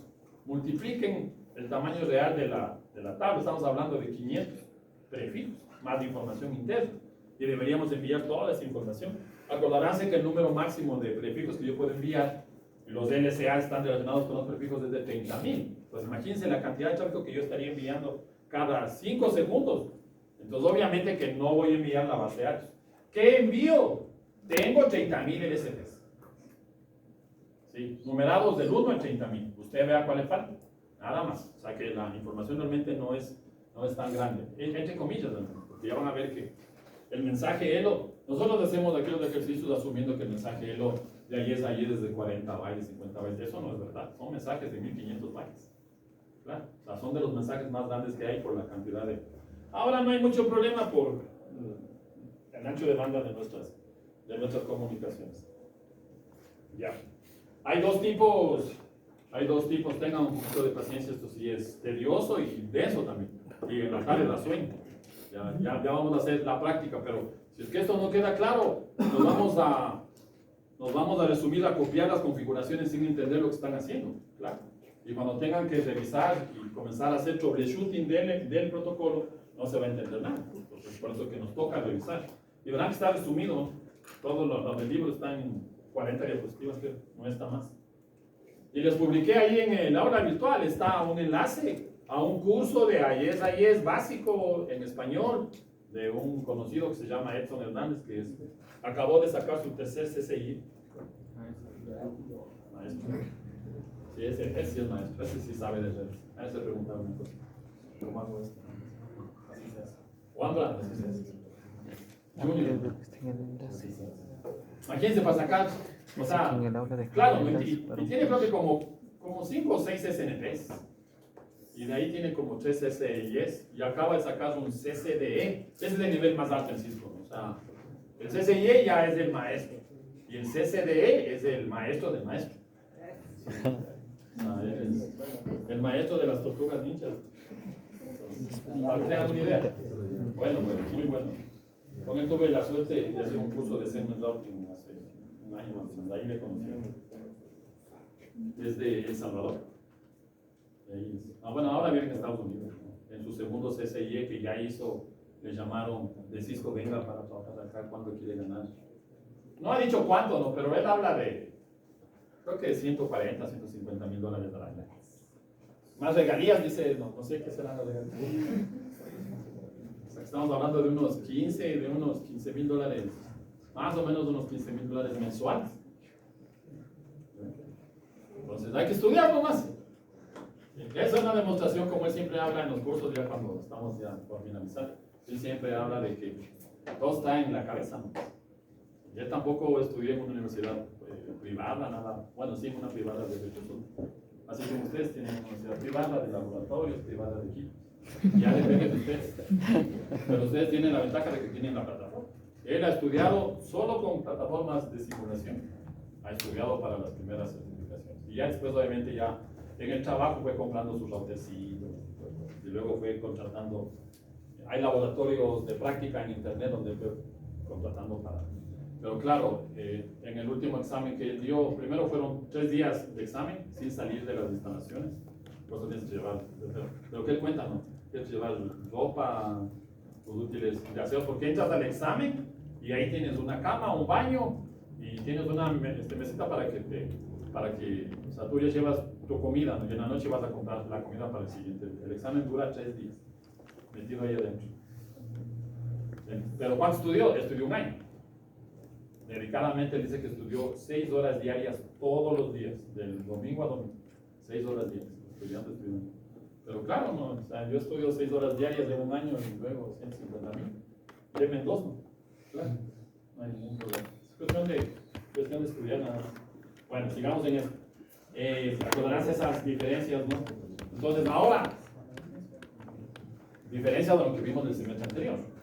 Hasta el semestre anterior decíamos que solamente se envían mensajes de los, o no es verdad. O no es verdad. Ya sabemos de ahora que se envían. Cada 10 segundos se envía un mensaje ELO en las conexiones punto a punto, pero además, cada 5 segundos se están enviando los mensajes CSNP. O sea que ahora ya saben, si ya les digo eso es por algo, ¿no? Ahora el tráfico del sistema en IES ya no es solamente el mensaje ELO. Ahora es el mensaje ELO más el CSNP, que se está enviando cada 5 segundos. Claro, si en el ejercicio chiquito que voy a poner ahí en inglés, ¿no? Ya les dije, ¿no? Las devaluaciones en inglés. Sí, porque ahora ya nos obligaron, verán, hay que... De hecho, ya voy a ir a hacer un curso de inglés ahora. Ya nos obligan a dar una clase en inglés. Voy a traer un gringo que les venga a dar una clase. Entonces, pero bueno. Entonces, las devaluaciones son en inglés, ¿verdad? Entonces, hace un poquito chiquito. Si no les doy el tamaño del mensaje CSNP, entonces ya saben que es despreciable. Pero si les pongo el mensaje ELO y además el mensaje que se parece al DDB de OSPF de 40 bytes, ya saben cuál es. PSNP. Acordaránse de ese tipo de cosas. Y acordaránse que se envía cada 5 segundos. O sea que si es que el mensaje es, no sé, de 20 bytes, habrá que... ¿Y cómo encapsulo? ¿A nivel de qué capa se encapsula el PSNP? ¿A nivel de qué capa? ¿A nivel de capa 2? ¿No? Claro. Claro, pues, estamos hablando de que el protocolo IES se encapsula directamente en capa 2. No se me perderán. Ya. Y ahí está la identificación del tipo de PDU. El número 24 para los de nivel 1 y el número 25 para los de nivel 2. O sea que, dicho de otra manera, lo hicimos a esto aquí. Cuando él envía un resumen de la descripción de su base de datos, él envía aquí un número, un PDU, ¿de qué tipo? 25. 25 dice no, porque es de 2. Y acá, ¿qué tipo de PDU envía? 24. Ahí dice no, la teoría.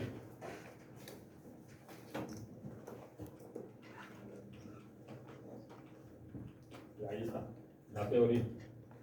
Entonces, 24 CSNP nivel 1, 25 CSNP nivel 2. 26 PSNP nivel 1 y 27 PSNP nivel 2. Ahí está. No hay por dónde perderse. ¿Cuándo usamos un PSNP? Cuando la base de datos no tiene un LSP específico, una porción, un prefijo, no hay algo. Entonces, ¿qué hago? Le solicito. Acuérdense que esto es como el mensaje LSF y luego, ¿dónde viene la respuesta? En el LSU. ¿Ya? Entonces aquí dice, ahí está clarito, ¿no? Los mensajes PSNP son similares en función al request y al ACK, a los paquetes request y ACK del protocolo OSPF. ¿Qué más? Ya vamos terminando para mañana hacer la práctica. Si pueden, mañana traigan sus computadoras, si es que pueden. Y si no, ya vemos cómo lo organizamos, porque la verdad que las máquinas todavía no están clonadas. Esperemos que lleguen el compañero nos dé haciendo. Y ya les dije que si no hace hasta la próxima semana, vamos a ir a pecar con el David. Y luego ya vamos escalando. Decano, y luego vamos a ver. Tu ahijado no está haciendo el trabajo. Se goza la persona. Ya, vamos a esto. Hay 2 tipos de enlaces. Esto también la diferencia. En OSPF, ¿cuántos tipos de enlaces hay? ¿Qué se acuerdan? En OSPF. Sandra. Levantarse. El dormido, creo. No. No, pero está aburrido, dice. ¿Cuántos? Habían los punto a punto, los punto multipunto broadcast, los punto multipunto non broadcast, ¿sí? ¿Qué más había? De hecho, son como 4 tipos de enlaces. Los que usamos son, nosotros hemos usado solamente 2. Aquí ya no hay tanto de solamente 2. Ya, los punto a punto y los de las redes de múltiple acceso, nada más. Y ya saben que las redes de múltiple acceso solamente, ahí elegimos el DIS, el sistema intermedio. Y ahí está el detalle de las diferencias, ¿no? Aquí se genera, si tuviera yo dentro de mi red múltiple acceso equipos de nivel 1 y de nivel 2, se eligen 2 DIS, un DIS para el nivel 1 y un DIS para el nivel 2, aunque sea el mismo router, ¿sí? Aunque sea el mismo router, pero se eligen sistemas intermedios designados por cada uno de los niveles o para cada uno de los tipos de adyacencia que tengamos. Esto obviamente que es diferente a cómo es en OSPF. Otra diferencia, en el protocolo OSPF, ¿cómo elegimos cuál es el DR y el BDR por la prioridad? De la misma forma se elige cuál es el DIS por la prioridad, ¿ya? Pero en el protocolo OSPF, si hay un equipo que tiene prioridad 0, significa que ese equipo no entra a participar en la elección del DR. ¿Sí? No, ahí no entra. En cambio, aquí sí. Aquí en el protocolo IS, no importa que un router tenga prioridad 0, ese router también es parte del proceso de la elección del sistema intermedio designado, ¿no? Un router con prioridad 0 puede también participar en la elección del DIS. Otra diferencia, en OSPF, digamos que en OSPF router 1, router 2 y router 3, router 1 tenía la prioridad 50, router 2 tenía la prioridad 10 y router 3 tenía la prioridad 1. ¿Quién gana? ¿Quién es el DR? El de mayor prioridad.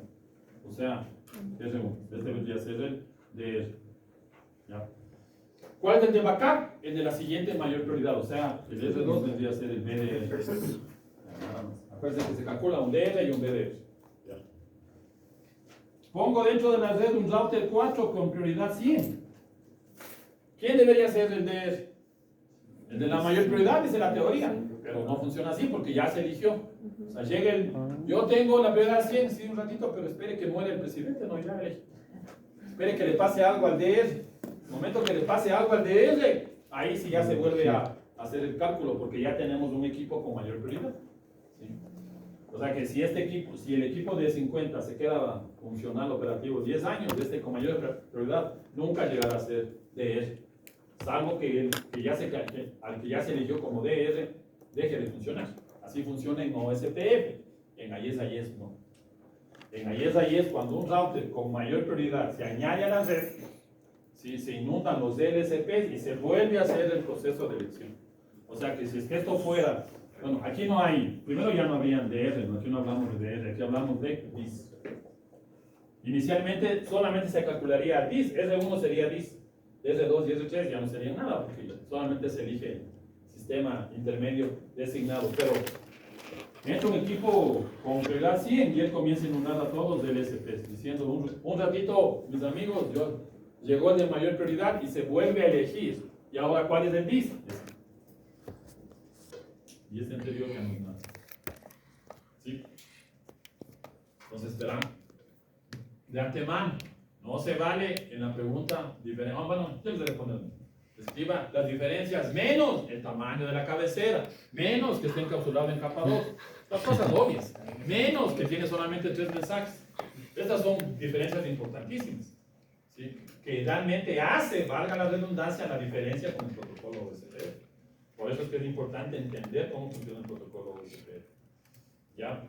Entonces, una vez que ya se eligió el DIS crea un router virtual, un equipo virtual de actualización.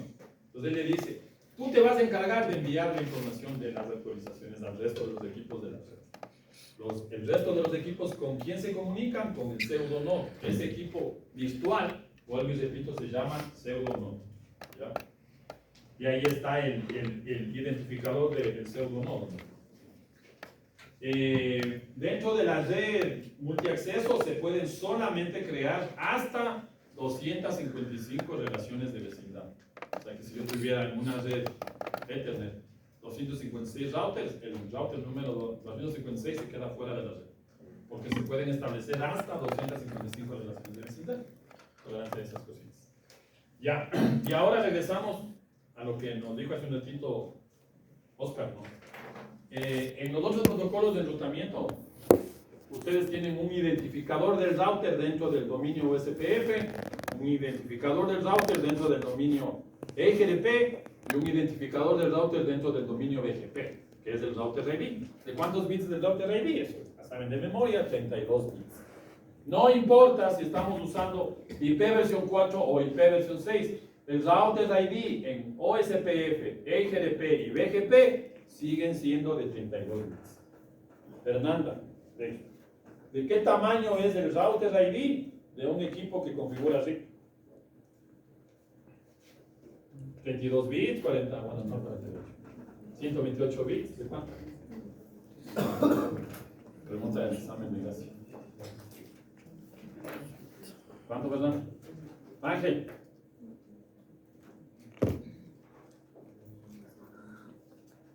Fernanda, por enamorado. Sandra, Luis, James. 22. ¿De cuánto? 22. Cero. No es cero. Digamos, cero. No tiene. Exactamente, no tiene, RIP no tiene. RIP no establece ninguna relación de vecindad. Para RIP no existen los vecinos. ¿Sí? Solamente OSPF, EIGDP y BGP, ¿sí?, establecen una relación de vecindad. Y para poder establecer una relación de vecindad necesitamos un identificador del vecino, el nombre del vecino. En RIP, piensen como que el protocolo OSPF va a una volteada de vecina. Disculpe, ¿cómo se llama? Regálame una tacita de café. Primero le pregunto, yo soy tal persona, soy el ingeniero José. Usted disculpe, ¿cómo se llama? Fernanda, dice. Este no está establecido. Se estableció la relación de vecindad. En RIP va y José golpea, presta una taza de café. Sí, usted ni siquiera pues, buenas tardes, don algo, ¿no? Disculpe la molestia, tendrá faltas. Eso es RIP. Por eso nadie usa RIP en la práctica. Pero bueno, regresemos a esta partecita. En IES el identificador no es una dirección de 32 bits. ¿De cuántos bits es? De 1 a 3 bytes. Ahí está, ¿no? Ahí está clarito. ¿De cuántos bits? No sé. ¿De cuántos bits? De 8 a Mañana. 9 bytes. ¿De cuántos bits? Está clarito, no hay por dónde perderse ahí. Por eso, Es de 148. 160 bits. Claro, pues. La dirección dice que puede ser máximo de 20 bytes. 20 por 8 en mis tiempos. Ah, ahí está. Bits te está diciendo. Ah, el profe es mala gente, no ayudó. El semestre anterior era que alguien había sumado 40 más 18, 38. Y con la calculadora.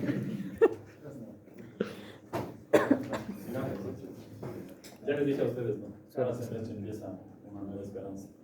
Tengo esperanza que este semestre sea diferente. Vamos a ver. Si no me rompen el corazón. Todos los semestres me rompen el corazón. Esperemos que este sea diferente.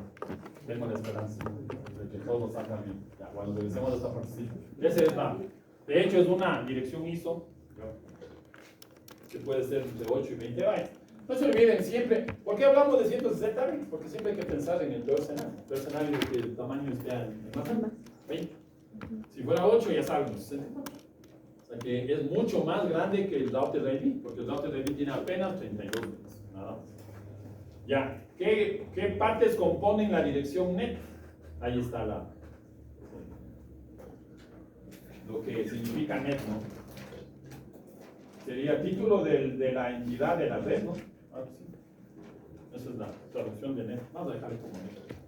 La dirección NET de IES es el router ID de los otros protocolos. O sea, el router para poder identificarse en el dominio de IES, ese router tiene una dirección NET que tiene un tamaño entre 8 y 20 bytes. O sea, entre 64 y 160 bytes. ¿Ya? Nada que ver con las direcciones de 32 bits. Tiene tres componentes: el Area ID, el System ID y el Network Selector.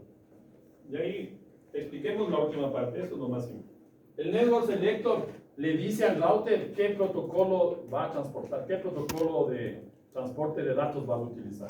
¿Vas a usar IP o no vas a usar IP? Recuerden que IES se desarrolló para el modelo OSI, para las direcciones CNLP, que son las direcciones de capa 3 del modelo OSI. Acordaránse de eso. Entonces, ¿esto qué le dice? ¿Qué van a transportar? ¿Direcciones del modelo OSI o direcciones IP? ¿Ya? Si es 0, va a transportar direcciones IP. O sea que en nuestro caso, ese valor siempre será 0. O sea, estos 8 bits. Y además de esto está escrito en hexadecimal. O sea, esa dirección, no se confundirán, esto que está abajo, ¿no? Eso no es, eso es hexadecimal. ¿Sí? O sea, el formato como escribimos la dirección NET está en hexadecimal. ¿Ya? Ahora, no siempre, pero el área ID, normalmente a veces el primer byte del área ID representa el identificador de la familia de direcciones, el AFI. Nosotros estamos acostumbrados a hablar de los AFIs cuando hablamos de BGP. En BGP hay los AFIs, ¿no? Entonces, para los que llegan por primera vez a la materia, hasta ahora sabemos de la familia de direcciones de IP versión 4, la familia de direcciones de IP versión 6, eso no es verdad. Aquí ya vamos a aprender que hay direcciones VPNV4, VPNV6, direcciones VPWS, familia de direcciones VPLS, familia de direcciones de VPN, etcétera, etcétera, etcétera. Hay un sinnúmero de familias de direcciones. En el protocolo AES el AFI lo que le dice ¿va a enrutar de manera privada o va a enrutar de manera pública? Eso es lo que básicamente le dice el AFI. Entonces, cuando es 49, esto está ya definido, está estandarizado. Cuando es 49 significa que el enrutamiento es privado. Pues en nuestro caso vamos a usar siempre 49 porque obviamente no estamos haciendo en un enrutamiento externo, no público, hacia internet. Si es que fuera hacia internet, ahí ya no podría ir 49, debería ir cualquier otro valor. ¿Por qué? Router determina que su dirección es 49 y dice, yo no me puedo anunciar con los equipos externos a mí. ¿Por qué? Porque yo tengo 49 y eso es una dirección privada. No puedo salir, no tengo salida de anuncio hacia el internet. Así funciona. ¿Sí está claro? Entonces ahí están, ¿no? Y ahí, entonces, en ese caso, los primeros 8 bits están para el AFI, los siguientes 8 bits, bueno, los siguientes 16 bits están para el área. Luego, los siguientes 48 bits están para el System ID y los últimos 8 bits están para el Network Selector. Así es como normalmente funciona. Hay pocos detalles de lo que les acabo de mencionar. Ahí están algunos ejemplos de cómo se configura. Esto ya depende básicamente de fabricante. Y ahí tengo algunos ejemplos de cómo configurar. Vean, ahí está la configuración de la dirección NED en un equipo Cisco, en equipo Juniper. Y vamos viendo también las otras configuraciones. Para terminar, que ya se nos fue la hora, terminemos esta partecita. Los otros protocolos tienen un solo tipo de mensajes ELO. El mensaje ELO entre los autos, nada más. Aquí, adicional a los mensajes ELO de nivel 1, los mensajes ELO de nivel 2, hay otros tipos de mensajes ELO. Hay los mensajes ELO entre la estación final y el router, y hay un mensaje ELO entre el router y la estación final. O sea que finalmente hay 5 tipos de mensajes ELO. ¿Sí? Mensajes ELO entre dos routers, que es el IIH. ¿Sí? Así se conoce, ¿no? Entre dos routers, IIH. Y ese IIH puede ser de dos tipos. Mensaje ELO de nivel 1 o mensaje ELO de nivel 2. Ahí tenemos los tipos de mensajes.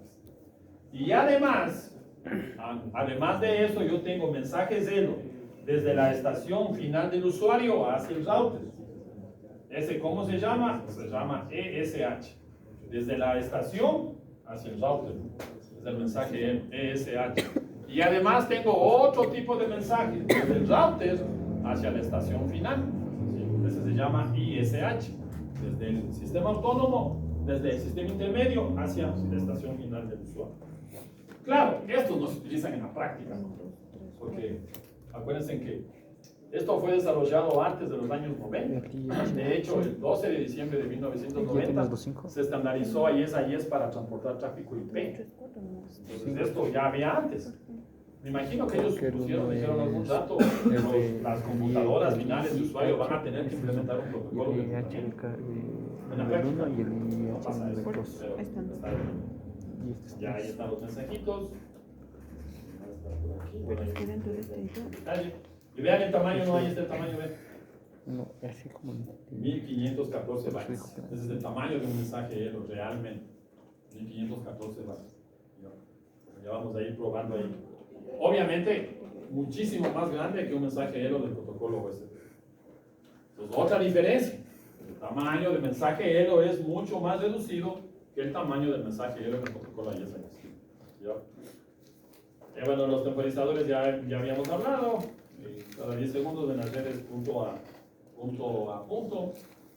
Los mensajes, el dead interval es 3 veces del hello time. ¿Ya? Y lo que ya dijimos, no hace falta que estos valores hagan match. Porque yo puedo tener unos valores en un lado y otros valores totalmente diferentes en el otro lado. Y ahí nos quedamos, esto sí nos toca entender bien, esto es el tema de la métrica. Lo que sabemos hasta ahora es que la métrica por defecto es un valor asignado a la interfaz. Por defecto es 10. Ya vamos a hablar un poco de los tipos de métricas que aquí existen. De hecho hay dos tipos de métricas. Las métricas cortas y las métricas largas. Y creo que después de ya de eso viene la práctica. Entonces mañana terminamos un poquito de la teoría y mañana hacemos la práctica.